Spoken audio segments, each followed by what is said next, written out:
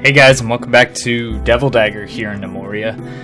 It's been a little while since the last episode. Unfortunately, I had a few technical difficulties that led to me being unable to record and ultimately unable to upload. But I am back, so we can jump right into the action here. I did a little bit of work off camera. There are a few decorations that have been done, but more importantly, we have a few guests, some raiders here. Namely, our first goblin that is showing up in iron armor.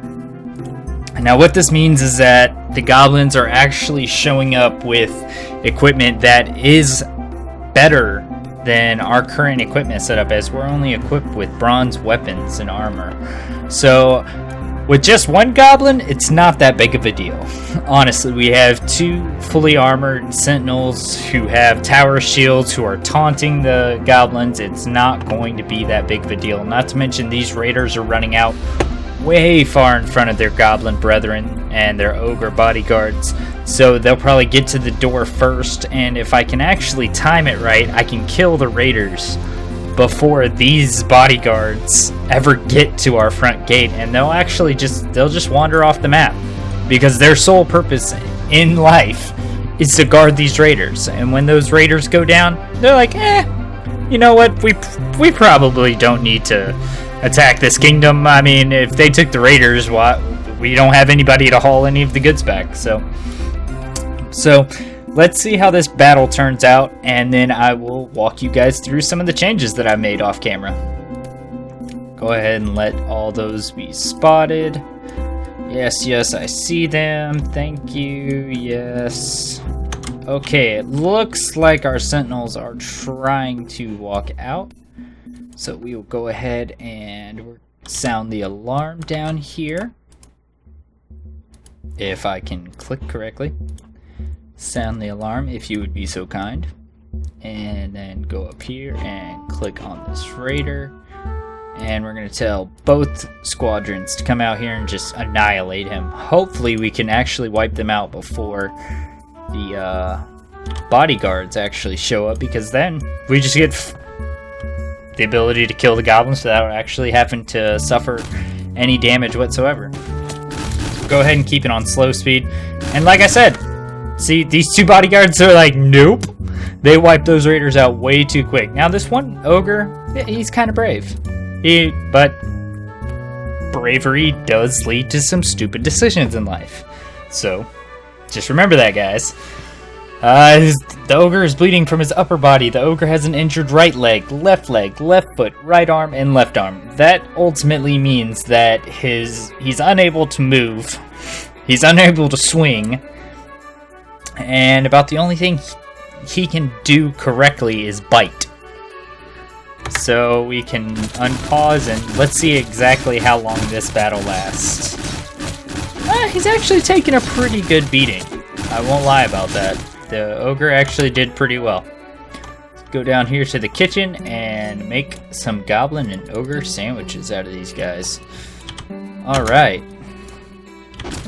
so the last couple of episodes we decorated the first floor, and we ran into a bit of a problem because we ran out of stone, but as you can tell, that problem has been solved.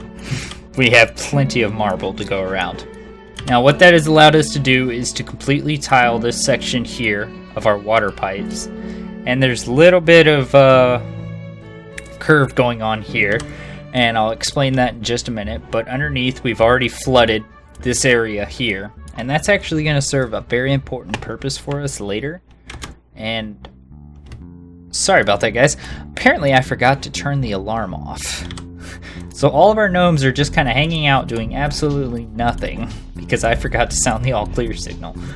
Alright, so back down here. This is actually going to play a very important part in our kingdom, having this water set up in this way.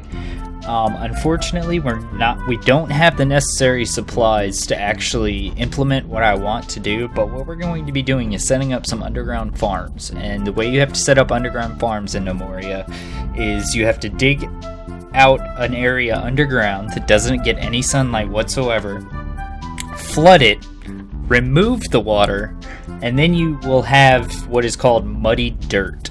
And you can use this muddy dirt to set up underground farms so that you can grow mushrooms. And these mushrooms are used not only as mushrooms in an omelet, but you can also use them to brew tea. And it's actually the only way in the game to brew tea. And if I'm not mistaken, tea actually has the same value as the wine. So it's actually one of the better ingredients to use for your gnomes. Now up here, all of the flooring has been done. The second floor is completely done being refloored. I've set up a few of the extra beds that we had lying around. Set up the middle sections that were missing. I set up this bedroom for our next ambassador, which is actually the original ambassador that we had that left because his bedroom wasn't good enough. His hoity-toity self. Also set up quite a number of torches around the kingdom, and that's just to give it a nice lighting. I was getting rather depressed. I mean, you can see how these shadows right here it makes the room look very depressing. The colors like the reds from the wood and the browns from the pine doors, it brings the fort to life, but with shadows playing on it, it's just kind of groggy. Now, to explain this hole here that I have in the corner, that is so that we can actually have this well, because if you click on a well, it will actually tell you whether or not this well has access to water. Now, you can build a well anywhere you want. It does not have to have access to water, but your gnomes aren't going to use it. So that is why there is a break in the corner right there. It's just so that that well is directly on top of that hole. Even though it's not on this level, the water is right here, and the bucket can actually still lower. Now, you'll never see the bucket.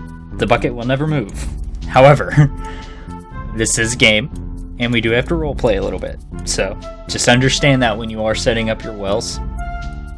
But that is the bulk of the work, and trust me, it took quite a while, because as you saw in the last episode, we had quite a number of stone stockpile problems that we had to go through. But we have a few extra beds that we have set up now, just in case we get some new nomads. Unfortunately, we are in a new season, and we did not get any new nomads. However, there was a particular person who had claimed what I would call dibs on the most recent nomad that we received from the fort. So let me just go ahead and pull up that name. And let's see here. It is Chesney Carney.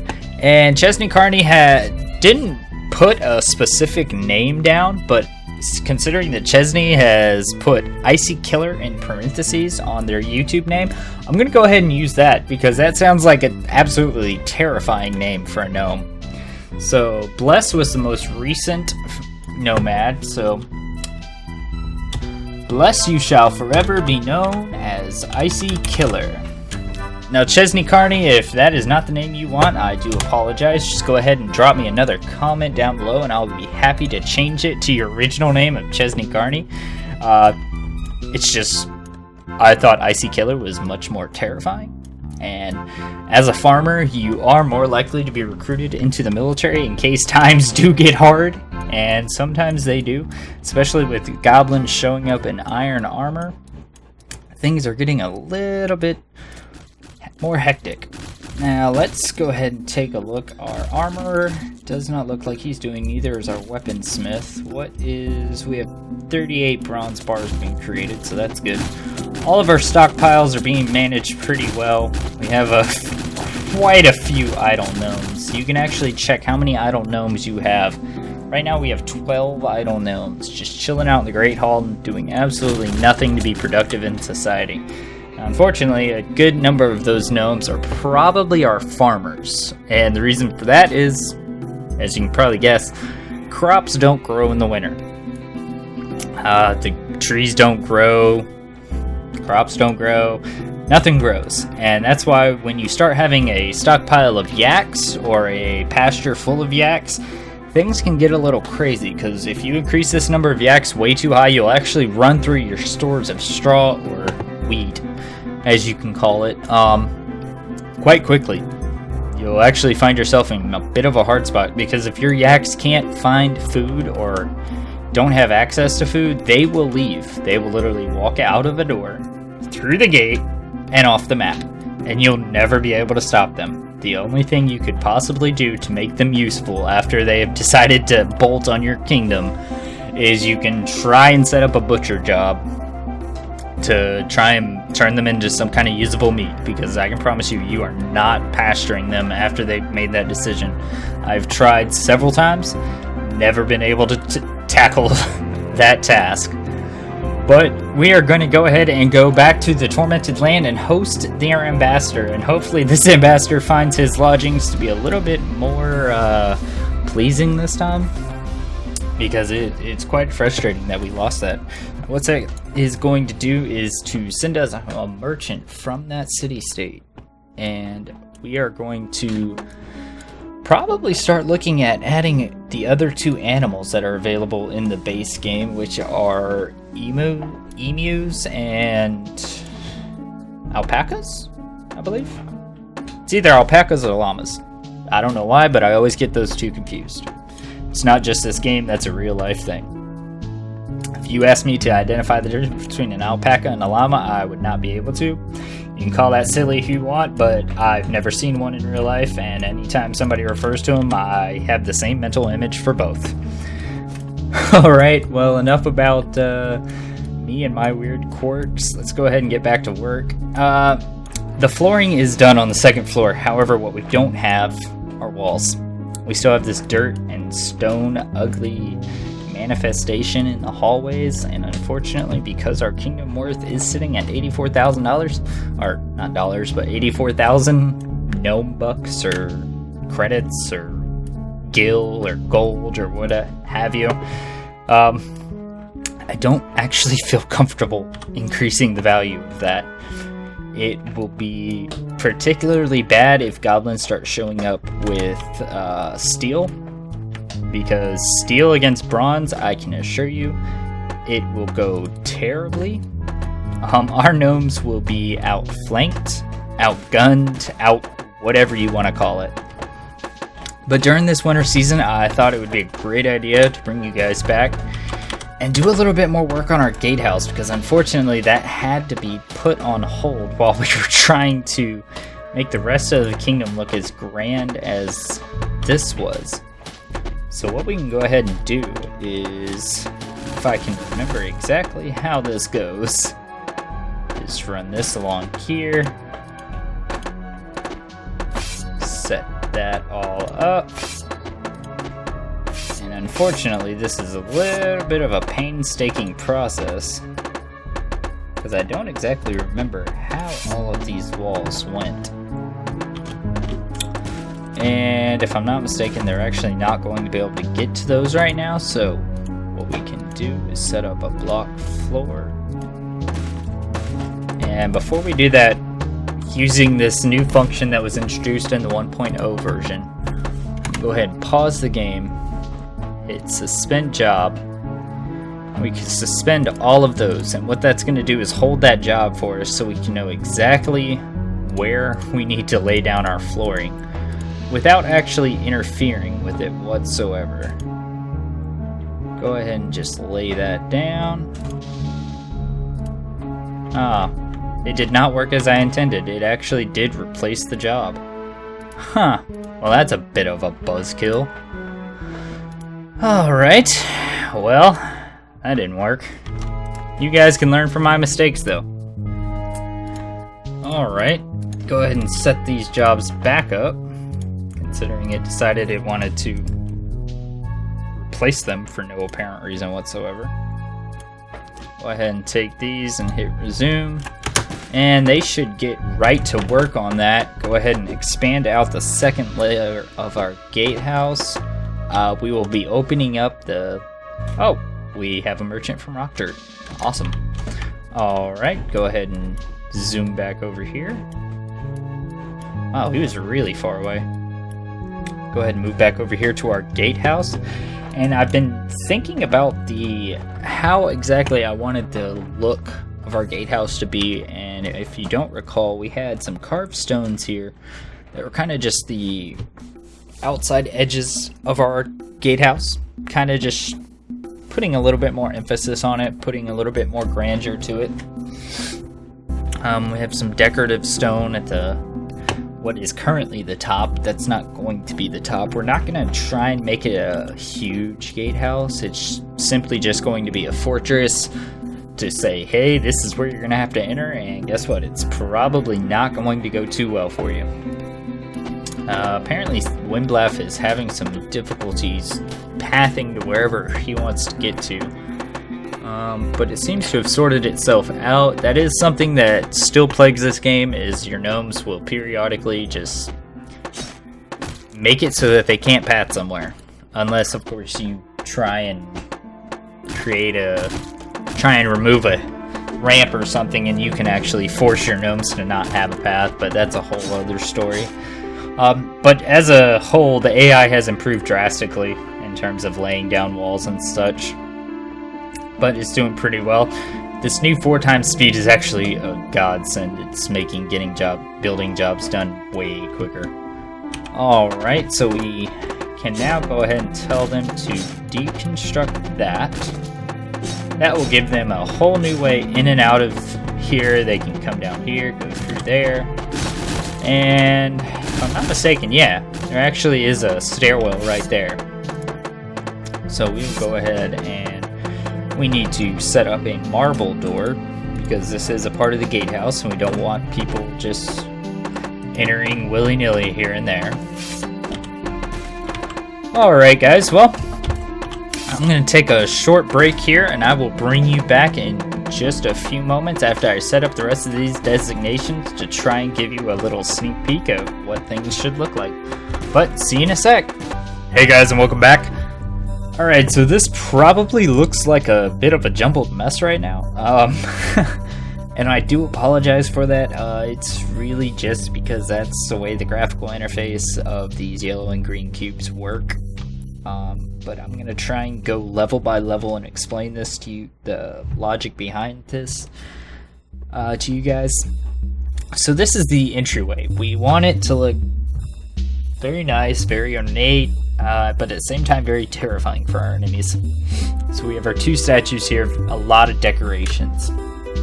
Up top here, this is going to be our training area. We are going to take the Blazed Bakers, who are currently training in what was supposed to be our hospital area, and we're going to put them up here. That is where all our hand-to-hand combat is going to take place. The Blue Slaughterers with their armored weapons are still going to be training down here for the time being. I might be moving another training ground over here just to kind of match it up, make it look symmetrical. Haven't fully come to that decision yet. But these towers here, they're both going to have doors on them so that this hand-to-hand combat wouldn't necessarily travel. Put two doors here just to make it a little bit more formal, you know, hey, don't enter here if you're not supposed to be here type of thing. We have stairs going up in the towers. Now, if you notice on this area right here, this floor has been left bare. That's not by accident. That is to create the illusion of a nice big open area, because when people are training, the worst thing you could possibly do is make them feel boxed in. It actually is detrimental to the training process. But in the towers themselves, there will be a floor, and if you notice here on this floor, these two blocks have actually been removed. That's because we're going to have some archers once we actually research archers with our Da Vinci. And they're going to be standing in here, watching for our enemies to come, and they're going to play a strategic role in what we set up here for our enemies once our Da Vinci starts getting busy, which is going to be the next big thing we work on, is our Da Vinci's workshop. Now up top here, we're probably going to be ending the towers and just blocking off this roof, but I wanted to bring you guys back, that way you didn't miss any of the quote-unquote fun that we're having, setting all of this up. Unpause it and let the gnomes get to work. I'm hoping with everything that I am that they don't end up botching this job, and it looks like they may have already botched it. Unfortunately, it looks like somebody may have already blocked themselves in, but somebody came along and rescued them. Oh, this AI in this game is just so frustrating sometimes. I tried to set up another scaffolding over there, but sometimes these gnomes can be incredibly frustrating. And tell them to build another marble block floor where that one was. I am hoping these gnomes actually figure out how to go about getting this done. Yeah. Looks like our gnomes got stupid for a second. Oh, jeez. Alright, go ahead and deconstruct that. Let those gnomes out. Ah, our ambassadors finally arrived, and just in time for the end of this episode, unfortunately. So, let's go ahead and take a look at our ambassador. It looks like it is Hugo, a male gnome from the Tormented Land. I do hope Hugo finds his home here to his liking, and unlike that ungrateful ambassador from the past, he will find his bedroom to his liking, which, quite frankly, if he doesn't find the bedroom to his liking, he can just get out for all I care. This bedroom is quite immaculate. Let's see, 1,086, yeah. That's quite a great bedroom. So go ahead and give Hugo that bedroom. And that should actually... I need to put a door on there for it to be considered appropriate for the ambassador for whatever reason. I guess they need their privacy. To do what? Who knows? Maybe witchcraft, black magic, necromancy, that sort of thing. But that is going to be it from me, guys. I do apologize again for the giant break in between the last episode and this. I will do my best to try and work things out. I can't promise that it's going to be any better for the next couple weeks. I am doing my very best, but with work and other real life stuff going on, it's just been incredibly difficult to actually get some time to sit down, record this, and actually get everything to work the way it's supposed to, especially with a new update to my recording software. I do apologize again. I hope you guys will stick around with me, and from everybody here in Devil Dagger, hope to see you in the next one. Y'all have a great one.